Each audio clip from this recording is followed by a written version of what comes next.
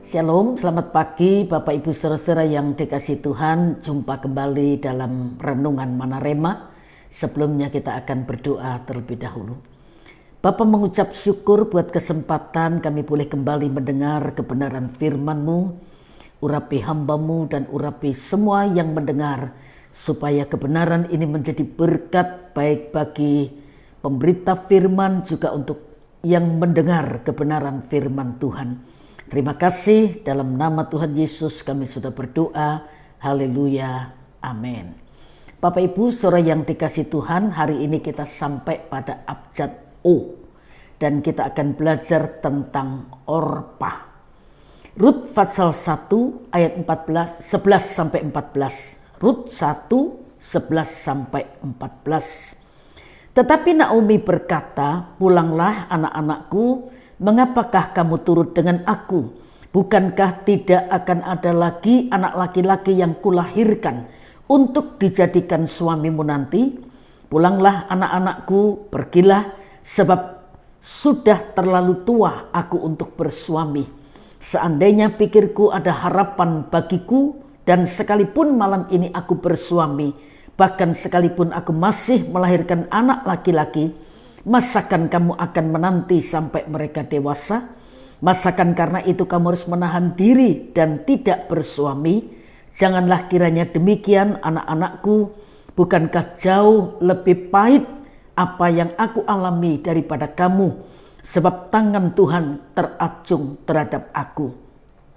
Menangis pula mereka dengan suara keras. Lalu Orpah mencium mertuanya itu minta diri, tetapi Rut tetap berpaut padanya. Bapak Ibu saudara yang dikasihi Tuhan, kisah Rut tidak hanya identik dengan kisah kasih antara seorang menantu perempuan dengan mertuanya perempuan, tetapi juga sebuah kebangkitan dari kehidupan yang terpuruk. Dari ditinggal mati suami dan tidak mempunyai pekerjaan, Rut akhirnya mendapatkan pekerjaan, teman-teman, dan bahkan seorang pria kaya yang terpandang yang di kemudian hari mempersuntingnya menjadi istrinya. Dari wanita yang dianggap kafir bangsa Moab, kemudian diangkat derajatnya menjadi nenek moyang Tuhan Yesus. Apa yang membuat Rut menjadi orang yang sedemikian diperkenan oleh Allah? Bagaimana ia mengawali segala perubahan positif yang akhirnya dialami dalam hidupnya? Dapat dikatakan sebenarnya Rut mengawali semuanya itu tidak dengan mudah, Bapak Ibu saudara sekalian. Seperti Orpah, ia sebenarnya bisa saja membiarkan Naomi ke Bethlehem sendirian. Toh suaminya sudah meninggal. Apalagi Naomi sendiri sebelumnya bersikeras agar ia meninggalkannya supaya hidup kedua menantunya tidak ikut menjadi susah. Tetapi Rut bukannya tetap tinggal di tanah kelahiran, Rut justru mengambil komitmen untuk tetap mendampingi sang mertua dan bahkan menjadikan Allah Israel sebagai Allahnya. Tentu ini bukanlah sebuah keputusan yang mudah. Rut harus meninggalkan kenyamanan di tanah kelahiran dan pergi bersama orang yang secara ekonomi sebenarnya sedang dalam keterpurukan dan karena tidak ada kepastian akan masa depan. Tetapi komitmen dan pengorbanannya itu berbuah manis. Pintu-pintu kesempatan pun seolah terbuka sendiri dengan mudahnya bagi Rut. Karena itu tidak heran Bapak Ibu saudara sekalian jika kitab Rut ini ada setelah kitab Hakim-Hakim. Jika kisah-kisah dalam kitab Hakim-Hakim menunjukkan kesukaran-kesukaran yang terjadi karena umat Israel yang berulang-ulang meninggalkan Tuhan, kisah Rut sebaliknya menunjukkan berkat-berkat yang Tuhan berikan pada seorang asing yang rela meninggalkan kepercayaannya untuk mengambil komitmen menerima Yesus Kristus sebagai Tuhan dan Juru Selamat dan mengandalkan Allah sepenuhnya. Ingin seperti Rut yang hidupnya diangkat luar biasa, kuncinya adalah komitmen. Mari ambil komitmen untuk senantiasa menjadikan Allah sebagai nomor satu dalam hidup kita, maka Tuhan pun akan menomorsatukan hidup kita. Bertolak belakang dengan Orpa. Orpa akan selalu dikenal sebagai perempuan yang meninggalkan ibu mertuanya ketika mengalami masa sulit. Sebagai pembelaan Orpa, menurutnya ia membuat keputusan yang paling baik di tengah-tengah situasi yang menghancurkan hati. Setelah suami Naomi dan kedua anak lelakinya meninggal, para menantunya Orpa dan Rut menemani Naomi dalam perjalanan mereka pulang kembali ke Yehuda.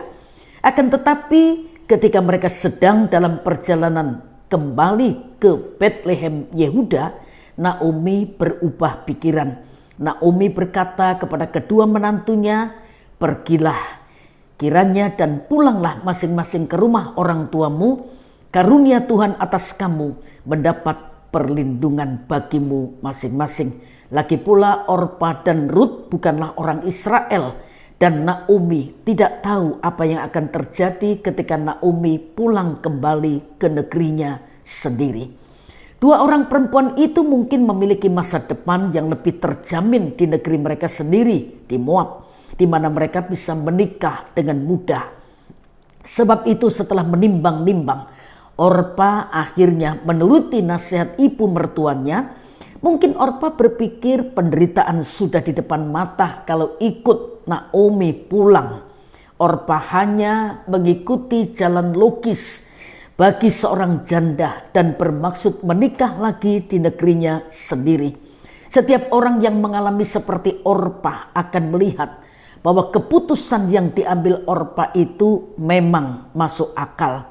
Akan tetapi tanpa disadarinya, untuk mengejar jaminan masa depan, Orpa kehilangan banyak hal. Tentu saja belum bisa dipastikan apakah Orpa menemukan seorang suami ketika ia pulang ke negerinya. Mungkin ia menemukannya, tetapi Alkitab tidak memberitahukan kepada kita. Apakah pada akhirnya ia memiliki keluarga dan menikmati pernikahannya? Mungkin saja hal itu terjadi. Akan tetapi tidak peduli bagaimanapun indahnya kehidupannya, tidak bisa dibandingkan dengan kehidupan menantu Naomi yang setia, yaitu Rut. Meskipun ia bukan orang Israel, Rut akhirnya menikah dengan seorang pria yang kaya dan baik, dan Rut menjadi salah satu wanita yang melahirkan Mesias. Kesetiaan Rut diperhitungkan dan Rut mendapat tempat dalam silsilah Tuhan Yesus. Setiap orang yang mengikut Tuhan dengan sungguh, maka tangan Tuhan pasti bertanggung jawab atas hidupnya. Tidak ada yang dapat membahayakan orang percaya yang menaruh kepercayaannya sepenuhnya kepada Tuhan. Orpa pergi demi jaminan dunia. Mari perhatikan Bapak Ibu Saudara sekalian, sejak saat Orpa meninggalkan Naomi, nama Orpa tidak pernah dicatat lagi dalam Alkitab. Beda dengan Rut yang mencari jaminan dari Tuhan. Ketika seseorang melihat kepada dunia sekarang ini dan yang lainnya mengikut Tuhan dan menerima tempat yang istimewa di dalam keabadian, siapakah sesungguhnya yang telah mengambil pilihan yang lebih baik? Rutlah orangnya. Sebab itu biar pengalaman Rut dan Orpa menolong kita untuk bisa memilih dan memilah mana yang baik dan mana yang merugikan. Jangan tinggalkan Tuhan supaya kita tidak binasa. Sebab di bawah kolong langit ini tidak ada lagi nama lain yang dapat menyelamatkan kecuali nama Tuhan Yesus Kristus. Tuhan memberkati Bapak Ibu Saudara sekalian, dan kita akhiri kembali dengan doa. Mengucap syukur buat kebenaran firman-Mu yang memberikan kami pandangan untuk kami dengan hikmat Tuhan bisa memilih dan memilah, supaya putusan kami tidak menghancurkan hidup kami, tapi keputusan kami memberi kami hidup yang lebih baik lagi. Terima kasih Tuhan, Berkati semua yang sudah mendengar kebenaran ini, dan kami akan lanjut pada aktivitas kami. Kami tetap mohon berkat Tuhan menyertai setiap kami. Kami yakini apapun yang kami lakukan yang sesuai dengan kehendak Tuhan, Tuhan pasti membuatnya jadi berhasil. Dalam nama yang ajaib, yaitu nama Tuhan Yesus Kristus, kami sudah berdoa. Haleluya. Amin. Selamat pagi Bapak Ibu Saudara sekalian. Tuhan memberkati kita semua.